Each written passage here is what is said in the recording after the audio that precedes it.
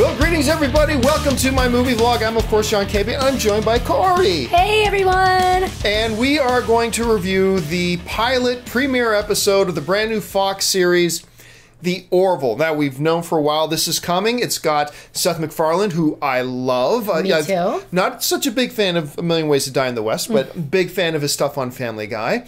Of course, we've got Adrianne Palicki in there from Agents of S.H.I.E.L.D., and she was also in John Wick, and she was Wonder Woman. A lot of people forget that she was Wonder Woman.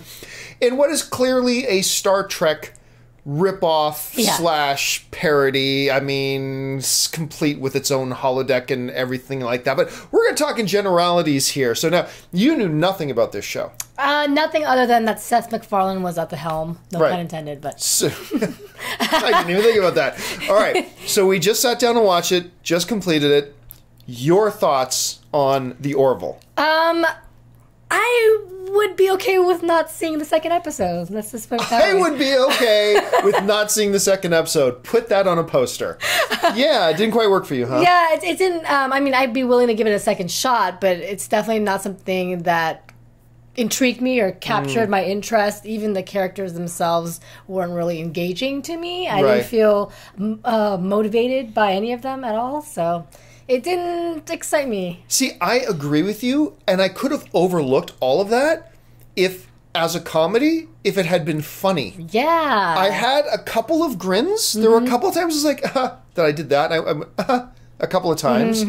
But overall, it just didn't work. Yeah, I agree. I mean, I was definitely hoping for more of the Family Guy cracks, and I know that's kind of cliche because it's Seth MacFarlane, but it is Seth MacFarlane, so you kind of want to see that happen. And they should have gone more one way or the other. Like, if you're really trying to be a Star Trek tribute show, you should have gone more in that direction. Sure. If you wanted to go for his Family Guy style comedy, you should have done a lot more, because there actually wasn't a whole lot of it in the episode. So it was weak as a Star Trek tribute show. It was weak as a comedy at the same time. Very true. And you know, you had your Mr. Worf character. I can't even remember the big lieutenant's name. Okay. I can't remember his name. I don't remember their names either. Then they had their Mr. Data character, the robot. Then they had their Beverly Crusher with the doctor. They had, I mean, it even had a holodeck. They had a holodeck. Yeah.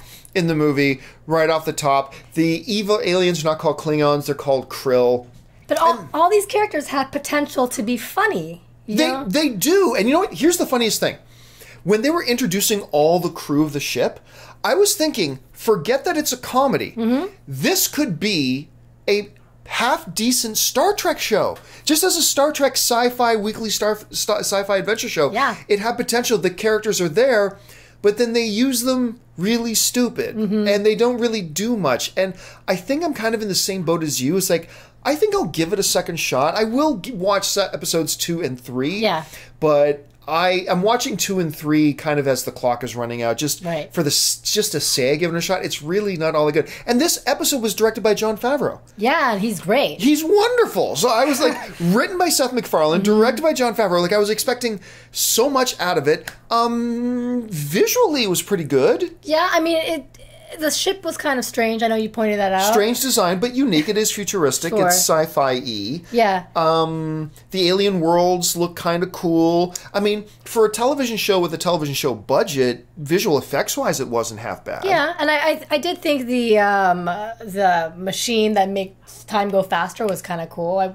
very wonder if they're going to use it more. Very interesting MacGuffin for the first episode. I wonder if that will come back into play. Almost more interesting than some of the characters. Almost more than some of the characters, and more interesting than some of the jokes, because a lot of the jokes did just not land for me. And like I said, it feels like there were moments that they were being a comedy, but weren't fully committing to being a comedy. Right, like they didn't want to go that far. Yeah, and then every time it felt like it was getting interesting as a sci-fi show, they would interrupt it with a poor attempt at comedy. And it's just, it never kind of figured out what it was really wanted to be or what it tried to be, which is unfortunate because I loved the trailer.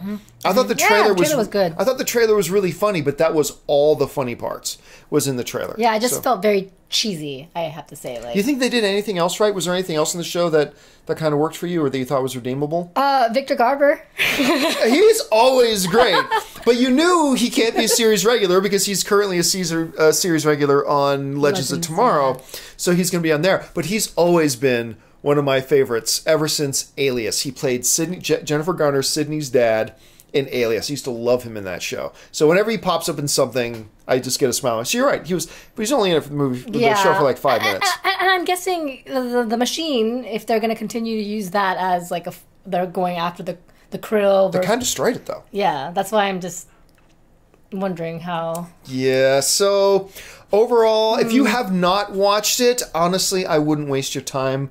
I would give it a pass. Look, if it gets better, I will let you know. If it starts to get better, I will try to. I'm not going to review episode 2 or episode 3, but if it gets any better, I'll let you know. But I would not recommend you checking it out. Do you any closing thoughts? Well, I just wished it was funny. That's all. That's what I wanted. A Sunday night before work laugh. Yeah. You know? And they had a couple of moments, but in an hour-long show, having 2 or 3 moments aren't enough. And it wasn't even like hilarity and No, just kind of smile and chuckle for a minute. But anyway. But the big question is, what did you guys think? Did you guys see the Orville? It was on TV tonight. If you saw it, what did you think? Jump into the comments section and leave us your thoughts. Anyway, that'll do it for us for now, guys. Since you're here, take a second, click on that subscribe button, become a subscriber to my YouTube channel. Corey, where can people find you online? You can find me everywhere at Kaorious.